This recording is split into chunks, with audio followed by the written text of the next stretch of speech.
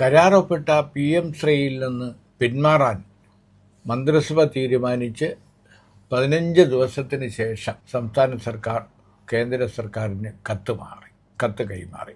മഴ കഴിഞ്ഞെങ്കിലും മരം പെയ്യുന്നു എന്ന് പറയുന്നത് പോലെ ഇത് സംബന്ധിച്ച വിവാദം ഇപ്പോഴും അടങ്ങിയിട്ടില്ല. ഏറ്റവും ഒടുവിൽ ഇന്ന് രാവിലെ വിദ്യാഭ്യാസ മന്ത്രി വി ശിവൻകുട്ടി CPI സംസ്ഥാന സെക്രട്ടറി ബിനോയ് വിശ്വത്തിന് മറുപടി നൽകി. ഇടതു നയം നിലനിർത്തുന്നതിൽ ആരാണ് മുന്നിൽ, ഏത് കമ്മ്യൂണിസ്റ്റ് പാർട്ടിയാണ് മുന്നിൽ എന്ന കാര്യം തെരഞ്ഞെടുപ്പ് കാലമായതുകൊണ്ട് ഇപ്പോൾ ചർച്ച ചെയ്യേണ്ട, അത് എല്ലാവർക്കും അറിയാം. ഇതായിരുന്നു ശിവൻകുട്ടിയുടെ പ്രതികരണം. അപ്പോൾ CPIയുടെ എതിർപ്പിനെ തുടർന്നാണ് വിദ്യാഭ്യാസ മന്ത്രിയും മുഖ്യമന്ത്രിയും മാത്രം അറിഞ്ഞുകൊണ്ട് ഒപ്പിട്ട കരാർ പിൻവലിക്കേണ്ടി വന്നതും കരാറിൽ നിന്ന് താൽക്കാലികമായെങ്കിലും പിന്മാറി എന്ന് തീരുമാനമെടുത്തിട്ടും അത് രേഖാമൂലം കേന്ദ്ര സർക്കാരിനെ അറിയിക്കാതിരുന്നതിൽ ഉള്ള പ്രതിഷേധം 2 ദിവസം മുമ്പ് സംസ്ഥാന സെക്രട്ടറി ഗോവിന്ദനെ ബിനോയ് വിശ്വം CPI സംസ്ഥാന സെക്രട്ടറി ബിനോയ് വിശ്വം അറിയിച്ചിരുന്നു.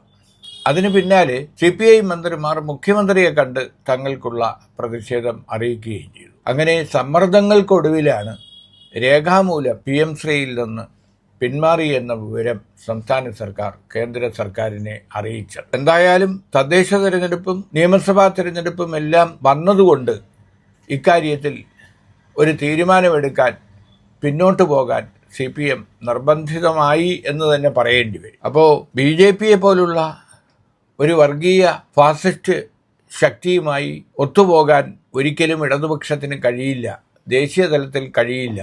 അതുകൊണ്ട് PM-ശ്രീയിൽ നിന്നുള്ള പിന്മാറ്റം ഇടതുപക്ഷത്തിൻ്റെ വിജയമാണ് എന്ന മട്ടിലാണ് ബിനോയ് വിശ്വം പ്രതികരിച്ചത്. അല്ലാതെ ഈ പിന്മാറ്റം CPIയുടെ വിജയമാണ് എന്ന് ബിനോയ് വിശ്വം പറഞ്ഞില്ല. പക്ഷേ എന്നിട്ട് പോലും CPIയുടെ പ്രതികരണം വിദ്യാഭ്യാസ മന്ത്രിയെ ചൊടിപ്പിച്ചു. അതുകൊണ്ടാണ് വിദ്യാഭ്യാസ മന്ത്രി പറഞ്ഞത്, ഇടതു നയങ്ങളുമായി ചേർന്നു പോകുന്ന കാര്യത്തിൽ ഏത് കമ്മ്യൂണിസ്റ്റ് പാർട്ടിയാണ് സത്യസന്ധത പുലർത്തിയിട്ടുള്ളത്, ആരാണ് മുന്നിൽ, ആരാണ് വിജയിച്ചത് എന്ന കാര്യമൊന്നും ഇപ്പോൾ ചർച്ചയാക്കുന്നില്ല. തിരഞ്ഞെടുപ്പ് കാലമായതുകൊണ്ട് ചർച്ചയ്ക്ക് മുതിരുന്നില്ല.